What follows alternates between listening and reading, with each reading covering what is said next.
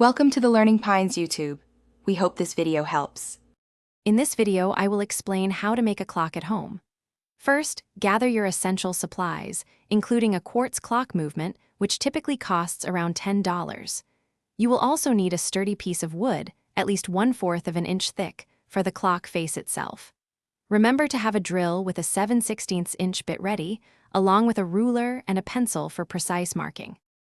Next, let's craft your clock face, which is the canvas for your time-telling art. Choose a shape and size that fits your space, perhaps an 8-inch diameter circle or a 10-inch square.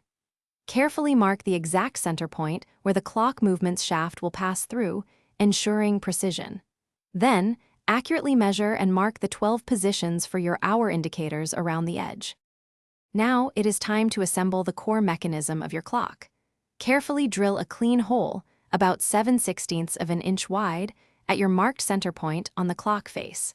Insert the clock movement's shaft through this hole from the back, ensuring it fits snugly. Secure it firmly on the front with the provided washer and retaining nut, making sure the movement is straight. With the mechanism secure, it is time to add the hands and your chosen hour markers. Gently push the hour, minute, and second hands onto the shaft in that specific order, ensuring they are not bent. Check that they are parallel to the clock face and can rotate freely without catching on one another.